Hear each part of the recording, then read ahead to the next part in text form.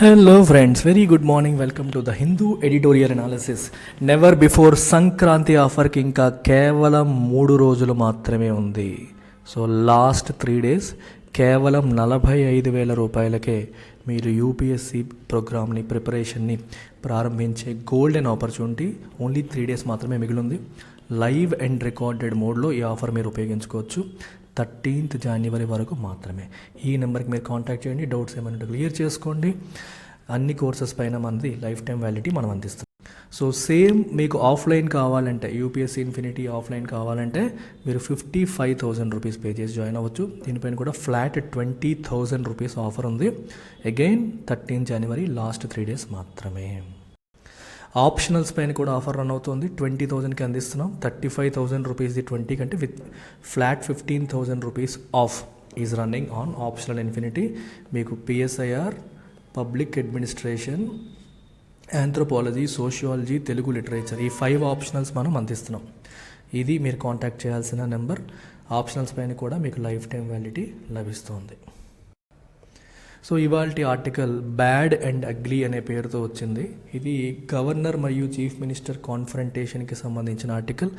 తమిళనాడులో అక్కడ గవర్నర్ ప్రవర్తన అనేది బాగాలేదు అనే సెన్స్లో చెప్తున్నారు. GS2 కిందకి మీకు వస్తుంది.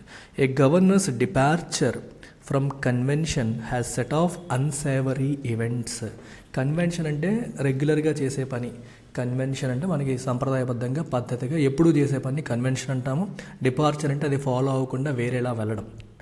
ఓకేనా. గవర్నరు జనరల్గా ఏం చేయాలంటే, అసెంబ్లీ సమావేశాలు ప్రారంభమైనప్పుడు స్టేట్ గవర్నమెంట్ స్పీచ్ రాసిస్తుంది. ఆ స్పీచ్ని యథాతథంగా చదువుతారు. అది కన్వెన్షన్. సో గవర్నర్ ఏం చేశారు, దాంట్లో కొన్ని పార్ట్స్ ఒమిట్ చేసేసి కొన్ని పార్ట్స్ ఆయన యాడ్ చేసి స్పీచ్ ఇచ్చారు. That is departure from convention. ఆయన అలా చేయడం వల్ల అది కొన్ని అన్సేవరీ ఈవెంట్స్కి దారి తీసింది, అవి వచ్చేలాగా చేసింది. అన్సేవరీ అంటే అర్థం ఏంటి? Something that is not good, disagreeable, unpleasant అనుకోవచ్చు. ఒక అన్ప్లెజెంట్ ఈవెంట్స్కి అది దారి తీసింది. సో ఆయన అలా మాట్లాడేసరికి చీఫ్ మినిస్టర్కి కోపం వచ్చింది. చీఫ్ మినిస్టర్ ఏం చేశారంటే, ఆయన స్పీచ్లో మేము ఇచ్చింది కాకుండా కొంత పార్ట్ వదిలేసి ఆయన చదువుతున్నారు. సో అఫీషియల్ రికార్డ్స్లో మాత్రం ఆయన చదివింది ఉండకూడదు, మేము ఏదైతే ఇచ్చామో అదే ఉండాలని చెప్పి తీర్మానం చేశారు. వెంటనే ఎప్పుడైతే ముఖ్యమంత్రి స్టాలిన్ అలా తీర్మానం చేశారో గవర్నర్కి అర్థమైంది. ఆయన కోపంతో వాకౌట్ చేశారు. ఇది జరిగిన స్టోరీ తమిళనాడులో. Expectations of unsavoury events tend to fulfil themselves. జనరల్గానే ఎప్పటి నుంచో Tamil Nadu governor RN Ravi state గవర్నమెంట్ని ఉద్దేశించి కొంచెం రిమార్క్స్, కామెంట్ చేయడం అనేది గత కొన్నాళ్ళుగా జరుగుతూ వస్తుందన్నమాట. సో అది ఎప్పుడైతే జరుగుతుందో అసెంబ్లీ సమావేశాలు వచ్చేసరికి కాన్ఫరంటేషన్ వస్తుంది. వీళ్ళు ఒకటి చెప్తే వాళ్ళు ఒకటి చేస్తారు. ఆబ్వియస్గా ఇట్ లీడ్స్ టు కాన్ఫరంటేషన్ అని చెప్పి మనకు ముందే స్టోరీ అర్థమైపోయింది. సో అన్సేవరీ ఈవెంట్స్, కొన్ని అన్ప్లెజెంట్ ఈవెంట్స్ జరుగుతాయని చెప్పి జనాలు ముందుగానే ఎక్స్పెక్ట్ చేస్తున్నారు. ఏమవుతుందంటే, మనం ఏదైతే ఎక్స్పెక్ట్ చేస్తామో they tend to fulfil themselves. మనం అనుకున్నవి అనుకున్నట్టుగా జరిగిపోతూ ఉంటాయి. The address of Tamil Nadu governor RN Ravi to the legislative assembly to open the new year's first session yielded the sort of drama that many foresaw. చాలామంది ఇది ముందే ఊహించారు. ఫోర్సా అంటే ముందే ఊహించడం, ముందే అనుకోవడం, ప్రిడిక్ట్ చేయడం అనమాట. ఏదైతే ఎటువంటి డ్రామా జరుగుతుందని అనుకున్నారో అటువంటి డ్రామాయే జరిగింది. ఈయన యొక్క అడ్రస్, గవర్నర్ యొక్క address, new year first assembly సెషన్లో ఆయన గవర్నర్ ఇచ్చిన అడ్రస్లో ఏదైతే మనం అన్ప్లెజెంట్ జరుగుతుందో అలాగే జరిగింది. Mister Ravi has been voicing controversial political views for quite some time. ఈయన కాంట్రవర్షియల్, వివాదాస్పదమైన పొలిటికల్ వ్యూస్ వాయిసింగ్ అంటే బయటికి చెప్తున్నారు. ఇక్కడ వాయిస్ అనే పదం వర్బ్గా వాడారు. బయటికి చాలాసార్లు ఆయన చెప్తానే ఉన్నారు. ఓకేనా. ఫర్ క్వైట్ సమ్ టైమ్, గత కొన్నాళ్ళుగా ఆయన మనసుకి ఏదనిపిస్తుంది బయటికి చెప్పేస్తా అంటూ ఉన్నారు. His indiscreet remarks in recent days. Indiscreet అంటే అర్థం ఏంటంటే, ఏవైతే దాయాలో వాటిని దాచకుండా మాట్లాడితే దాన్ని ఇండిస్క్రీట్ అంటారు. If something has to be discrete, it means it has to be kept secret. సీక్రెట్గా ఉంచాల్సిన అంశాలు, బయటికి మాట్లాడకూడని అంశాలు, వాటిని మాట్లాడేస్తూ ఉంటే ఏమంటాం? హీ హాజ్ బీన్ ఇండిస్క్రీట్ అంటాం. అర్థమవుతుందా? ఇండిస్క్రీట్ రిమార్క్స్ అంటే బయటికి చెప్పకూడనవి, బయటికి అనకూడనవి, సీక్రెట్గా ఉండాల్సినవి కూడా ఆయన బయటికి మాట్లాడుతూ ఉన్నారు రీసెంట్గా. To the effect that the state should not call it self Tamil Nadu, అసలు స్టేట్ తనను తాను తమిళనాడు అని చెప్పి పిలుచుకోకూడదు. And that it's politics was regressive. ఈ తమిళనాడు గవర్నమెంట్లో జరుగుతున్న పాలిటిక్స్ అనేవి ప్రోగ్రెసివ్గా లేవు, రిగ్రెసివ్గా ఉన్నాయి. అంటే ముందుకెళ్ళేలా లేవు, ఆధునికంగా లేదు, ఏదో పాతకాలానికి తీసుకెళ్ళినట్టుగా ఉన్నాయి లాంటి రిమార్క్స్ ఆయన రీసెంట్గా బయటికి అంటూ ఉన్నారు. Portended tension that he came to address when he came to address the house. Portend అంటే ఒక బిఎస్ సిగ్నల్, బిఎస్ సైన్ అన్నట్టు అనమాట. రాబోయే దానికి ఒక సూచన లాగా, be a warning about something that is about to happen. అంటే జరగబోయేదానికి ఒక వార్నింగ్ లాగా. అంటే ఇక్కడ విషయం ఏంటంటే గత కొన్నాళ్ళుగా ఆయన ఇటువంటి అన్సేవరీ రిమార్క్స్, అన్ప్లెజెంట్ రిమార్క్స్ పబ్లిక్గా మీడియా సమావేశాల్లో వాటిలోనూ మాట్లాడుతున్నారు. సో ఈ మాటలన్నీ దేనికి సూచిస్తాయి? రేపు పొద్దున అసెంబ్లీ సమావేశం జరిగినప్పుడు ఇంకా పెద్ద గొడవ జరగబోతోంది అనడానికి ఇండికేషన్స్ అనమాట. ఇప్పుడు ఇద్దరు ఉన్నారమ్మా, ఒకళ్ళు ఎదురెదురుగా లేనప్పుడు ఒకరినొకరు తిట్టుకుంటూ ఉన్నారు. మరి ఎదురెదురు పడినప్పుడు ఏమవుతారు? నవ్వుకుంటారా? గొడవలు ఆడుకుంటారు కదా. సో ఎదురెదురుగా ఉన్నప్పుడు ఒకరినొకరు తిట్టుకోవడం అనేది దేన్ని సూచిస్తుంది? కలిసినప్పుడు గొడవలు ఆడుకుంటారని. ఇక్కడ జరిగింది అదే. నార్మల్గా ఆయన గవర్నమెంట్ని ఉద్దేశించి మాట్లాడుతున్న రిమార్క్స్ అన్నీ దేన్ని పోర్టెంట్ చేస్తున్నాయి అంటే దేన్ని సూచిస్తున్నాయి? అవి సమావేశాల్లో ఏదో చెడు జరగబోతోంది అనే దాన్ని సూచిస్తున్నాయి. What was unfortunate about mister Ravi's approach was that this baiting of the DMK regime. Baiting అంటే అనాయ్ చేయడం, టాంట్ చేయడం.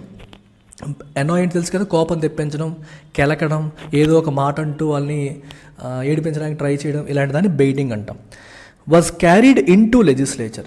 మీరు బయట మీడియా సమావేశాల్లో మాట్లాడారు, దాన్ని లెజిస్లేచర్లో కూడా ఆయన తీసుకెళ్ళంటే వాళ్ళకి చిరాకు తెప్పించేలాగా, వాళ్ళకి కోపం తెప్పించేలాగా ప్రవర్తించడం ఏదైతే ఉందో అది లెజిస్లేచర్కి కూడా ఆయన తీసుకొచ్చేశారు. Of which he is an integral part. ఈ బెయిటింగ్లో మెయిన్ పార్ట్ ఎవరు? ఆయనే. In fact into the legislature of which he is an integral part. లెజిస్లేచర్లో గవర్నర్ కూడా భాగమే కదా. పార్లమెంట్లో తీసుకుంటే మీకు president is part of parliament, సిమిలర్గా governor is part of legislature, state legislature. Right. Against this backdrop, ఈ బ్యాక్డ్రాప్లో mister Ravi chose to skip portions of prepared text. So వాళ్ళు స్పీచ్ ఇవ్వాలి, ఆ స్పీచ్ ఏదైతే ఉందో అది స్టేట్ గవర్నమెంట్ తయారు చేసి ఇస్తుంది. దాంట్లో కొంత పోర్షన్స్ అయినా స్కిప్ చేసేసారు, including a reference to Dravidian model of governance. ఆయన ద్రవిడియన్ మోడల్ ఆఫ్ గవర్నెన్స్ ఏం చెప్పి మన డిఎంకే ఎక్కడో మెన్షన్ చేస్తే దాన్ని స్కిప్ చేశారు. And words commending the law and order situation in the స్టేట్లో లా అండ్ ఆర్డర్ సిచ్యువేషన్ని ప్రశంసిస్తూ కొన్ని స్టేట్మెంట్స్ ఉన్నాయి, వాటిని కూడా ఆయన స్కిప్ చేశారు. There have been instances of governors deviating from the prepared text. ఇది ఫస్ట్ టైమా అంటే ఇంత ముందు కూడా జరిగాయి చాలాసార్లు. గవర్నర్స్ ఎలక్టెడ్ గవర్నమెంట్ ఇచ్చిన ప్రిపేర్డ్ టెక్స్ట్ ఏదైతే ఉందో, స్పీచ్ ఏదైతే ఉందో దాని నుంచి డీవియేట్ అయిన సందర్భాలు ఇంతకు ముందు కూడా జరిగాయి. But unlike in other states, ఇది వేరే స్టేట్స్లో అలా కాకుండా this evoked an immediate backlash from the chief minister. ఇంతకుముందు గవర్నర్స్ అలా మాట్లాడినప్పుడు చీఫ్ మినిస్టర్స్ ఊరుకుండిపోయేవారు. అంటే స్కిప్ చేసినప్పుడు, డీవియేట్ అయినప్పుడు చీఫ్ మినిస్టర్స్ దాన్ని పెద్దగా పట్టించుకోకుండా ఊరుకుండిపోయేవారు. కానీ ఈసారి ఏమైందంటే తమిళనాడు చీఫ్ మినిస్టర్ స్టాలిన్ ఇమీడియట్గా బ్యాక్లాష్ అంటే ఒక యాంగ్రీ రియాక్షన్. ఆయన చేసిన అంటే మేము ఇచ్చిన స్పీచ్ చదవకుండా మీరు వేరే చదువుతారా అని చెప్పి ఇమీడియట్గా యాంగ్రీ రియాక్షన్ స్టాలిన్ చూపించారు. ఏ రకంగా చూపించారు చూడండి. The constitutional convention is that the president or the governor should not depart from the text. Convention ఏంటి అంటే వీళ్ళు ఏదైతే చెప్తారో ఆ టెక్స్ట్ నుంచి డిపార్ట్ అవ్వకూడదు, డీవియేట్ అవ్వకూడదు, అదే చెప్పాలి. As it is nothing but a statement of policy of the elected government.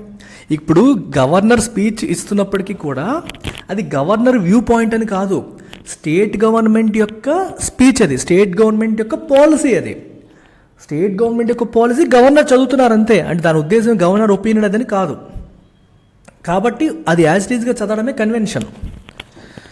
Most chief ministers have in the past avoided confrontation despite the occasional departure from the convention. So ఇది convention. కానీ కొన్నిసార్లు governors దాన్ని follow అవ్వకుండా కొంత skip చేసినా సరే chief ministers దాన్ని పెద్దగా పట్టించుకోకుండా, కాన్ఫరంటేషన్ లేకుండా, అంటే గొడవ పెట్టుకోకుండా ఊరుకుండిపోయేవారు. కానీ mister Stalin however chose to hand out an immediate riposte. Stalin మాత్రం ఊరుకోలేదు. ఇమీడియట్గా ఒక కౌంటర్ అటాక్ చేయడం అనేది జరిగింది. ఆయన మేము ఇచ్చిన స్పీచ్ని చదవకుండా కొంత పార్ట్స్ వదిలేసి చదువుతాడా, నేను ఎందుకు ఊరుకోవాలి, ఇమీడియట్గా ఈ గేవ్ రిపోస్ట్ ఆర్ కౌంటర్ అటాక్ అనుకోవచ్చు. ఏం చేశారంటే ఆయన చదివింది రికార్డ్స్లో ఉండదు, మేము ఏదైతే ఇచ్చామో అదే రికార్డ్స్లో ఉంటుందని చెప్పి తీర్మానం చేశారు. In the very presence of the governor through a resolution that said the house record would reflect only the prepared text. Governor ఉన్నప్పుడే తీర్మానం చేసి మేము ఏదైతే ప్రిపేర్ చేసామో అదే రికార్డ్స్లో ఉంటుంది, అంతేగాని మీరు వదిలేసింది రికార్డ్స్లో ఉండదు. And not the one with impromptu additions. Impromptu అంటే అప్పటికప్పుడు, వితౌట్ ప్రిపరేషన్, అప్పటికప్పుడు మీరు చేసిన ఎడిషన్స్ కావచ్చు, డిలీషన్స్ కావచ్చు, అవి ఉండవు. మేము ఏదైతే ప్రిపేర్ చేసి ఇచ్చామో అదే రికార్డ్స్లో ఉంటుందని ఇమీడియట్గా రిటార్ట్ ఇవ్వడం జరిగింది. As soon as he realized the import of Mr. Stalin's speech in Tamil, Stalin తమిళ్లో స్పీచ్ ఇచ్చారు. ఆ స్పీచ్ యొక్క ఇంపోర్ట్ అంటే ఇక్కడ మీనింగ్ అంటే దిగుబడి. మన ఇంపోర్ట్ అంటే దిగుమతి అని కాదు, ఇక్కడ మీనింగ్ ఇంపార్టెన్స్ ఆర్ సిగ్నిఫికెన్స్. ఈయన తమిళ్ స్పీచ్ యొక్క సిగ్నిఫికెన్స్ ఎప్పుడైతే ఆయనకు అర్థమైందో, ఎవరికి, మన గవర్నర్ గారికి ఎప్పుడైతే అర్థమైందో ఇమీడియట్గా హీ వాక్డ్ అవుట్. ఆయన అసెంబ్లీ నుంచి వాకౌట్ చేసేశారు. Apparently treating the move to adopt the resolution as an affront. ఎందుకు చేశారు? ఆబ్వియస్గా నేను ఇచ్చిన స్పీచ్కి ఆయన ఇమీడియట్గా తీర్మానం చేసి నేను ఇచ్చింది ఉండకూడదు, మేము రాసి ఇచ్చింది ఏదైతే ఉందో అదే ఉండాలని చెప్పి తీర్మానం చేశారు చూడండి. దాన్ని ఒక అఫెన్సివ్ రిమార్క్గా, అఫెన్సివ్ యాక్షన్ కింద భావించారు. అఫెన్సివ్ అంటే బాధ పెట్టే, ఒక తప్పుడు పనిలాగా, బాధ కలిగించే పనిలాగా దాన్ని భావించి, ఎఫరెంట్ అంటే an offensive remark or offensive action అని చెప్పొచ్చు. అఫెండ్ చేసేలాగా, ఎదుటివాడికి అఫెండ్ చేసేలాగా చేసే ఒక యాక్షన్ అనమాట. అలా దాన్ని భావించి ఆయన వాకౌట్ చేశారు. The governor need not have reacted in such a manner. Governor ఆ రకంగా రియాక్ట్ అవ్వాల్సిన అవసరం లేదు. As there is no reason why a deviation from convention on the governor's part should not be met with an immediate response that was also a deviation from the convention. ఇక్కడ విషయం ఏంటంటే governor ఎప్పటి నుంచో జరుగుతున్న సంప్రదాయాన్ని follow అయ్యారా? Follow అవ్వలేదు. He deviated. State government ఇచ్చిన స్పీచ్లో ఆయన చదవాలి, కానీ దాని నుంచి ఆయన డీవియేట్ అయ్యి ఆయన ఓన్గా కొన్ని స్కిప్ చేసుకుంటూ వెళ్ళారు. సరే, ఆయన డీవియేట్ అయ్యారు, తప్పులేదంట. మరి ఆయన డీవియేట్ అయినప్పుడు చీఫ్ మినిస్టర్ కూడా ఇక్కడ డీవియేట్ అయ్యారు. చీఫ్ మినిస్టర్ జనరల్గా దాన్ని పట్టించుకోరు, కానీ ఈసారి చీఫ్ మినిస్టర్ ఏమయ్యారు? పట్టించుకున్నారు. మేము ఇచ్చిందే రికార్డ్స్లో ఉండాలని చెప్పి ఆయన తీర్మానం చేశారు. సో మీరు కన్వెన్షన్ నుంచి డీవియేట్ అయితే తప్పులేదు, కానీ మేము డీవియేట్ అయితే తప్ప అనే సెన్స్ అక్కడ వస్తుంది. అర్థమవుతుందా? సో ఆయన కన్వెన్షన్ నుంచి డీవియేట్ అయ్యాడు, చీఫ్ మినిస్టర్ కూడా కన్వెన్షన్ నుంచి డీవియేట్ అయ్యారు. సో అంత ఓవర్ రియాక్షన్ ఇవ్వాల్సిన అవసరం లేదు అని చెప్పి ఎడిటోరియల్ చెప్తోంది. The events highlight the consequences of a confrontationist attitude on the part of constitutional functionaries. ఈ కాన్స్టిట్యూషనల్ ఫంక్షనరీస్ అయిన చీఫ్ మినిస్టర్ మరియు గవర్నర్ ఎవరైతే ఉన్నారో వీళ్ళు కాన్ఫ్రంటేషనల్ యాటిట్యూడ్ అంటే ఒకరికొకరు గొడవ పడే తత్వంతో, యాటిట్యూడ్తో ఉంటే ఎలాంటి పరిస్థితులు వస్తాయని దానికి ఈ ఈవెంట్ మనకి ఒక నిదర్శనంగా మనం చెప్పొచ్చు. ఇది దాని యొక్క కాన్సిక్వెన్సెస్, ఆ పరిణామాలను ఇది హైలైట్ చేస్తుంది. Future confrontations can be avoided if the governor gives up his penchant for making politically loaded remarks. ఫ్యూచర్లో కాన్ఫ్రంటేషన్స్ మనం అవాయిడ్ చేయొచ్చు ఎప్పుడు? Governor his penchant for making politically loaded, రాజకీయ ఉద్దేశాలతో కూడిన స్టేట్మెంట్స్ ఇవ్వడం ఆయనకి బాగా ఇష్టం లాగా ఉంది. పంచెంట్ అంటే నీకు బాగా ఇష్టం అని అర్థం. If you have penchant for speaking, నీకు మాట్లాడటం అంటే ఇష్టం. If you have penchant for making satirical comments, satirical comments చేయడం అంటే నీకు ఇష్టం. పంచ్ వేయడం అంటే నీకు ఇష్టం. సో పంచెంట్ అంటే you have a liking for that అనమాట. ఆయన politically loaded politically loaded comment చేయడం మీద ఆయనకున్న ఇష్టాన్ని వదులుకుంటే, and is heedful of the state's political sensibilities, state యొక్క ఎలక్టెడ్ గవర్నమెంట్ యొక్క సెన్సిబిలిటీస్ని అర్థం చేసుకుంటే, వాటిని వింటే, if is aware of it, if he listens to their sensitivities, అప్పుడు ఇలాంటి కాన్ఫ్రంటేషన్స్ అన్ని మనం అవాయిడ్ చేయొచ్చు. In the longer term the role of the governor in the countries constitutional scheme needs a thorough overhaul. Long రన్లో మనం governor యొక్క constitutional రోల్ని త్వరగా overhaul చేయాల్సిన అవసరం ఉంది. ఓవర్హాల్ అంటే సమూలమైన మార్పు. దాని యొక్క రోల్స్ అండ్ రెస్పాన్సిబిలిటీస్ని మార్చాల్సిన అవసరం ఉంది. So the incumbents in Raj Bhavan give up their sense so that the incumbents in Raj Bhavan give up their sense of overlordship. Governors మేమే రూలర్స్, అబ్సల్యూట్ రూలర్స్ లాగా బిహేవ్ చేస్తున్నారు. ఓవర్లార్డ్ అంటే అబ్సల్యూట్ రూలర్. అబ్సల్యూట్ రూలర్స్ లాగా behave చేస్తున్నారు. ఆ behaviour పోయేలాగా governor యొక్క roles and responsibilities functions మార్చాలి అని ఇక్కడ అంటున్నారు అనమాట. And focus on their core constitutional functions such as granting assent to bills. వాళ్ళకి రాజ్యాంగం ఏదైతే బాధ్యతలు అప్పచెప్పింది, ఏం అప్పచెప్పింది, బిల్లుల్ని యాక్సెప్ట్ చేయడం, అనుమతి ఇవ్వడం, బిల్లుల్ని కరెక్ట్గా రాజ్యాంగపరంగా ఉన్నాయో లేదో చెక్ చేసి ఓకే చేయడం, అది రాజ్యాంగం ఇచ్చిన బాధ్యత. అలాంటి కోర్ ఫంక్షనాలిటీస్ వదిలేసి ప్రభుత్వాన్ని నిరంతరం కెలుక్కుంటూ, ఎలక్టెడ్ గవర్నమెంట్ పైన కామెంట్స్ చేసుకుంటూ, కాన్ఫ్రంటేషనిస్ట్ యాటిట్యూడ్, అంటే సెంట్రల్ గవర్నమెంట్ చేతిలో ఒక ఏజెంట్ లాగా ప్రవర్తిస్తున్నారు గవర్నర్స్. ఇదంతా పోవాలి. సెంటర్కి ఏజెంట్ లాగా ప్రవర్తించే పద్ధతి, ఎలక్టెడ్ గవర్నమెంట్ని గౌరవించకుండా వాళ్ళని అవమానిస్తున్న పద్ధతులు పోవాలి. వాళ్ళ కోర్ కాన్స్టిట్యూషనల్ ఫంక్షన్స్ ఏవైతే ఉన్నాయో అవి మాత్రమే చేసేలాగా గవర్నర్స్ ఉండాలి. అలా ఉండేలాగా గవర్నర్ రోల్లో సమూలమైన మార్పులు తేవాల్సిన అవసరం ఉంది అని ఫైనల్గా కన్క్లూజన్ అనమాట. This is the story of this editorial. Very easy, simple editorial. So UPSC prelims prepare అవుతున్న వాళ్ళకి మనం క్రాష్ కోర్స్ రన్ చేస్తున్నాం. ఇవన్నీ కూడా మీకు ఇందులో కవర్ అవుతాయి. డౌట్స్ ఏమైనా ఉంటే ఈ నెంబర్కి మీరు కాల్ చేసి రావచ్చు. కేవలం 10,000 రూపాయలకే. ఇది కూడా 13 జనవరి వరకు మాత్రమే ఈ ఆఫర్ ఉంది. అండ్ ఏపీపీఎస్సీ, టీఎస్పీఎస్సీకి కొత్తగా లైవ్ బ్యాచెస్ స్టార్ట్ అవుతున్నాయి. New live batches as per the latest syllabus ప్రకారం ఈ క్లాసెస్ అనేవి జరగబోతున్నాయి. Both for APPSC group 2 and TSPSC group 2 from 1st February. 31st January లోపు మీరు జాయిన్ అయితే ఇక్కడ కనిపిస్తున్న ఫీజు మీకు వ్యాలిడ్. 2 ఆప్షన్స్ ఇచ్చాను. ఎగ్జామ్ డేట్ వరకు వ్యాలిడిటీ ఉన్నది ఒక ఆప్షన్, లైఫ్ టైం వ్యాలిడిటీ ఉంది ఇంకో ఆప్షన్. సో 15,000 పే చేస్తే ఎగ్జామ్ వరకు మీకు వ్యాలిడిటీ ఉంటుంది. 20,000 పే చేస్తే లైఫ్ టైం వ్యాలిడిటీ ఉంటుంది. మీకు నచ్చిన కోర్సుకి మీకు రావచ్చు. తర్వాత మీరు యూపీఎస్సీ ఇన్ఫినిటీకి అప్గ్రేడ్ అవ్వాలని అప్గ్రేడ్ అవ్వచ్చు. You can upgrade. గ్రూప్ 2 మీరు కొట్టేస్తే నథింగ్ లైక్ ఇట్. ఒకవేళ మీకు రాకపోయినా, ఒకవేళ వచ్చినా, మీరు యూపీఎస్సీ ప్రిపరేషన్ కంటిన్యూ చేయాలనుకుంటే ఈ ఫీజు మళ్ళీ మీరు యూపీఎస్సీ జాయిన్ అయితే నేను కౌంట్ చేస్తాను. ఫర్ ఎగ్జాంపుల్ మీరు 20,000 పే చేసి గ్రూప్ 2 జాయిన్ అయ్యారు, తర్వాత మీరు యూపీఎస్సీకి వస్తానంటే 20,000 నేను కౌంట్ చేస్తాను. 20,000కి మరి రిమైనింగ్ ఫీజు కట్టుకొని మీరు యూపీఎస్సీ ఇన్ఫినిటీకి అప్గ్రేడ్ అవ్వచ్చు. ఆ ఆప్షన్ కూడా ప్రొవైడ్ చేస్తున్నాం.